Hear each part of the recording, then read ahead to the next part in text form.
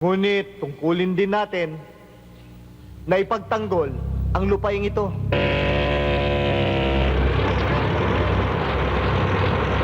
Diyos ko, bakit niyo ako pinabayaan? Inuulit-ulit ko ang mga salitang ito, mga kapatid, dahil may mga nagnanais na agawin ang lupaing ito sa atin.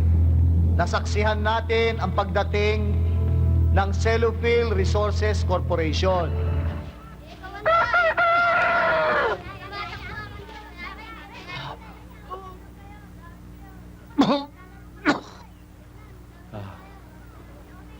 Mauna ka pa sa akin, Paddy. Malakas pa ako. Tanungin mo, si Manang mo. Sayang lang ang pagkaparito mo, Paddy. Ito kasi si Wadi. Lakay, nabahala lang sa'yo si Wadi. Sinundo niya ako dahil akala niya, Lakay, mabutit maski wala kang anak, napangangalagaan ka nitong si Wadi. Ako? Pagangalagaan niya? Wadi, yung gansa ko. Awitam ditoy.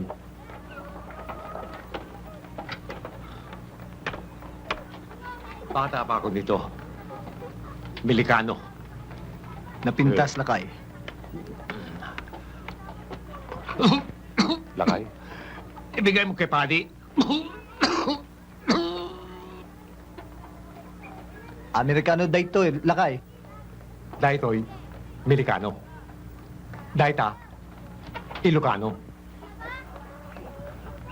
Galit ya Apo Diyos mo, Paddy? Haan, Lakay. Noon pa ito, si Kabunyan pa at ang mga anito. Kung hindi sila galit, hindi rin galit si Apo Diyos. Pero ngayon, iba na. Hindi nag-iiba, Paddy. Ganon din ang mga bundok. Ganon din ang mga gubat. Ganon din ang mga tao. Dapat malaman mo yung Paddy. Tingyan ka rin, di ba?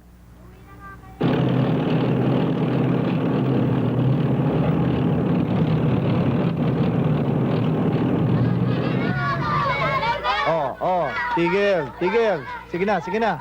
Agawid kayon. Sige na, agawid kayon. Sino mauna? Ang bilis-bilis mo lang tumakbo eh. Halika nga, Yagmit. Nasaktan ka ba? Ano nangyari? Father. Wala, nagkatuwaan lang sila ng mga kaibigan niya. Yung mga estudyante ko Ilocano, wala nang ginawa kundi tukusin ng mga kaklase nilang tingyan. Hayaan mo mga bata yan eh. At saka sanay naman to si Agmet eh. Sige na, umuwi ka na nga. Anong ginagawa niya mga sundalong yun dito? Kanina may nasalubong din sa may bandang ilog. May klase kasi o kanina dumating sila eh. Sabi ni Mayor eh, may darating daw dyan. Sino si Presidente? Presidente? Oo, mga Presidential Guard Battalion yung mga yan eh. Sige na, maghahanda pa ako para sa misa.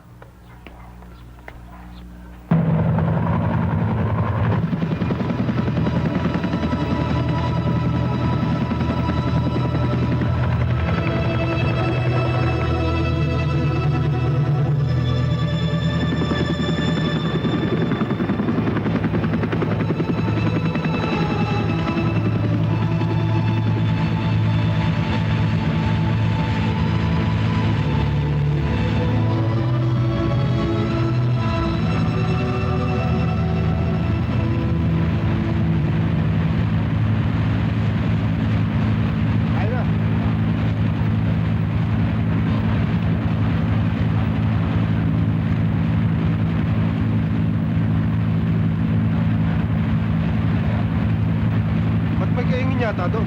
Dapat wala yun ah. Tignan mo nga, Bel. Ang sakop ng laging possession natin yan ah. May bahay dito. Dapat wala yung sakop natin yun. Saan kayo, Father?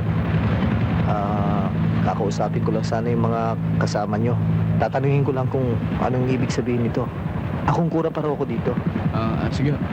Salamat. Abel, mabuti. Puntahan na lang natin. Excuse me ho. Pwede ko bang malaman lang kung anong hinahanap nyo rito? Sino ba kayo?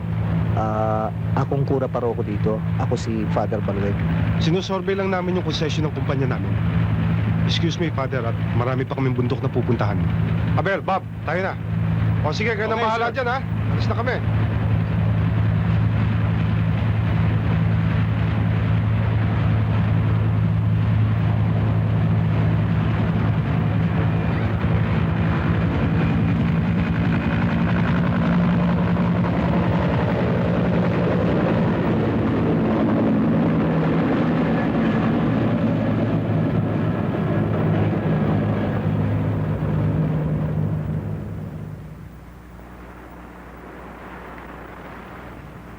Tinatanong ninyo kami kung sa amin ang mga lupaing ito. Hinahanapan nyo kami ng titulo dahil hindi namin kayo naunawaan. Pinagtatawanan ninyo kami at inalipusta. Kay laking kahambugan. Paano magiging pag-aari ng tao ang lupa? Wala pa tayo rito at ang ating mga ninuno nandiyan na yan. Wala na tayo rito at ang ating mga apo nandiyan pa rin yan. Sa katunayan, di ba't ang lupa ang siyang nagmamay-ari sa atin? Lakay, magaganda ang inyong mga salita at hindi namin ibig na makipagtalo sa inyo. Ang Cellophil ay nandito hindi para kunin lang ang inyong mga lupa ng basta-basta. Gaya din naman ng hangarin ng ating Pangulo. Ang ekonomiya ng ating buong bayan, ang ikaunlad niyan, yan ang aming pinahahalagahan. Ngayon, para mapadali ang usapang ito, nandito kami para pag-usapan ng tungkol sa bayaran. Gino, ang pagbanggit mo sa kabayaran ay isang sapagkat wala pang salapi sa mundo. Inukit na ng aming mga ninuno ang mga papayaw sa mga kabundukan na yan. Anong papayaw? Ha? Ewan ko. Rice Terraces, Engineer Gomez. Kaya't kung inaakala ninyong mapapasa inyo itong mga lupaing ito, nagkakamali kayo. Mga lakay, engineer, alam nyo kasi, nagpulong-pulong ang mga lakay dito upang pagtibayin ang kanilang budong. Peace path, engineer. Isang kasunduan na nagtatatag at nangangalaga ng kapayapaan ng kani-kanilang mga tribo. Aba, di magaling. Total, talaga namang peace and order ang misyon namin dito. At kumikilala ng karapatan sa lupa sa bawat kasapin tribo. Ngayon, sa kanilang budong, engineer, napagkasunduan nila na panindigan ang kanilang lupa sa sino mang magtatangkang agawin ito sa kanila. Kaya kung ang pakay nyo ay ang kanilang lupa, nag-aaksaya lang kayo ng panahon. Tignan natin kung sino nag-aaksaya ng panahon. Padre Balweg.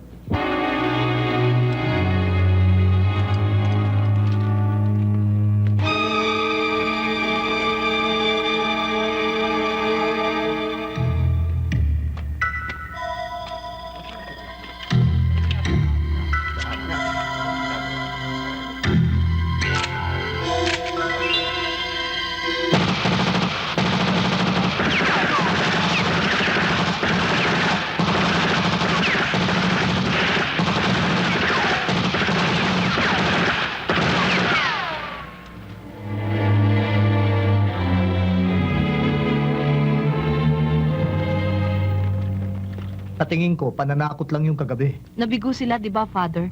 Tinanggihan sila. Pinwera sila ng budong. Ganyan din ang nangyayari sa Kalinga. Siya nga pala, kamusta yung seminar mo sa Sitio Dos? Sa ngayon naman sila nagamitin ng budong para pag-isay ng mga tribo. Ayun. Father, may nag-aanap po sa inyo.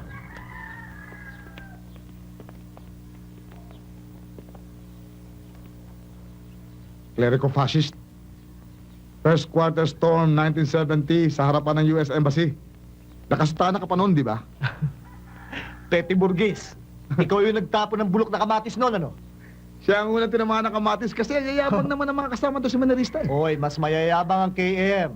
Akalayan ba naman, nagrarally kami sa tapat ng embassy, bigla nagsisisigaw ito ng clerico-fascist. Clerico-fascist. Ako nga pala si Ka George. Si Ka Badong at saka si Ka Rita. Conrado Balweg, si Ason ang aking katikis. Si Abraham naman, katulong ko dito sa simbahan. Maupo muna kayo. Maraming salamat, pero hindi naman kami magtatagal eh. Napadaan lang kami. Anong may paglilingkod namin sa inyo? Tungkol sa ginagawa mo sa cellophile, alam namin yung book. Okay ka? Trabaho ko yon. Tungkulin ko bilang pare. Hindi lahat ng pare katulad mo. Hindi naman. Ano ba talaga may paglilingkod ko sa inyo? Dahil na rin sa ginagawa mong tulong sa masa. Tsaka dahil na rin sa nangyari kagabi, baka lang ika ko, kailanganin niyo tulong namin. Salamat ka, George, pero hindi siguro. Alam mo, Bok, yung pamamaril nila, simula pa lang yun. Titindi pa yun. Lalong-lalo na pag naorganisa mo na ang masa at lumalaban na sila. Yung nangyayari ngayon sa Kalinga, tsak na mangyayari din dito. Magpapaalam na kami. Bok, tandaan mo lang sinabi ko sa'yo. Magkikita pa tayong muli.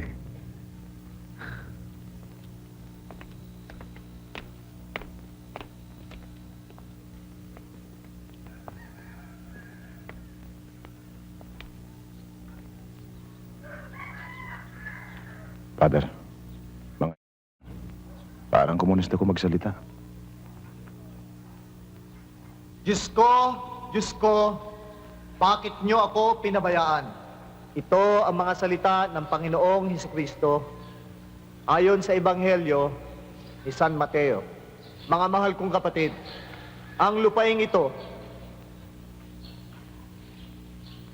ang kanyang mga bundok,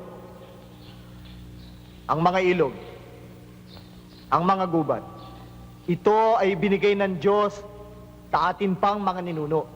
Karapatan din natin ang makinabang sa biyayang ito dahil ito ay atin. Ngunit tungkulin din natin na ipagtanggol ang lupaing ito.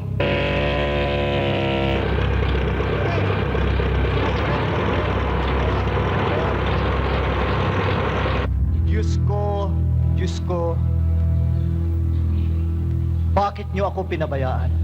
Inuulit-ulit ko ang mga salitang ito, mga kapatid, dahil may mga nagnanais na agawin ang lupaing ito sa atin.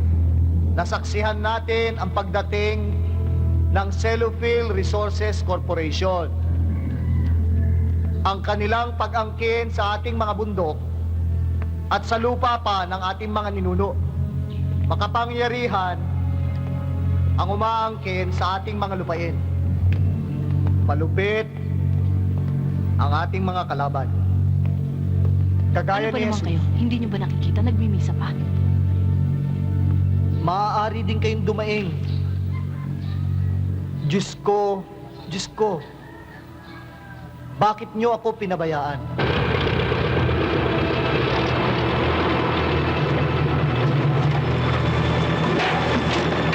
Katulad din ni Jesus, kailangan lang natin pasanin ang ating mga krus upang makamit ang tagumpay na muling pagkabuhay. Taga! Dapat panindigan natin ang lupaing ito. Saka na yan, tirahin mo na muna yung iba. Sige! At kung taimtim ang ating pananampalataya, alam ko, hindi tayo pababayaan ng Diyos. Sa ngalan ng Ama, ng Anak, ng Espiritu Santo. Amen. Matagal pa bago kami magsama ng aking mga ninuno. Mauna pa kayo ng Diyos mo sa akin.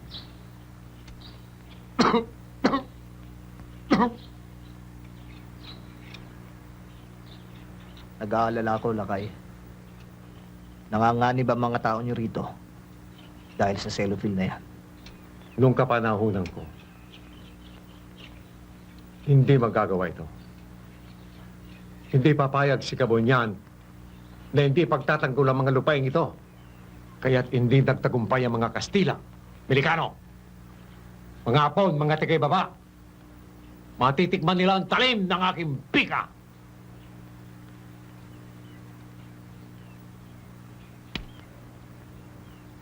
Bakit pumapayag ang Apo Diyos mo sa ganito, padi?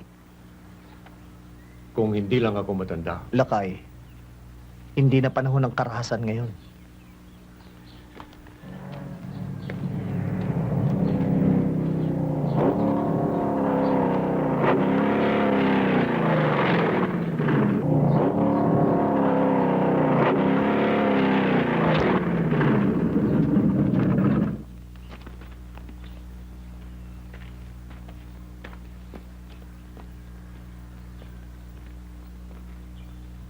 Lakay, magandang hapon.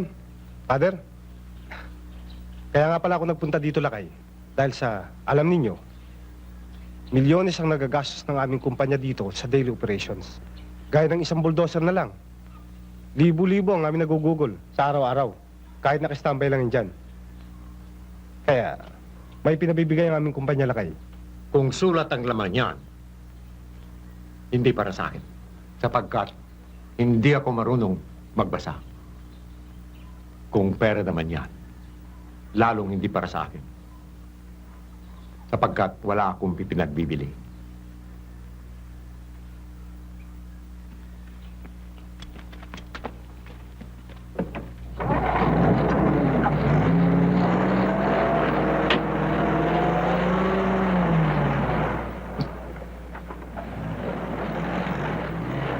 Pare, hindi nag-iiba ang panahon. Tao ang nag-iiba. Ang lupag ito hindi mag-iiba. Dito ako sinilang, dito ako nabubuhay, dito ako mamamatay.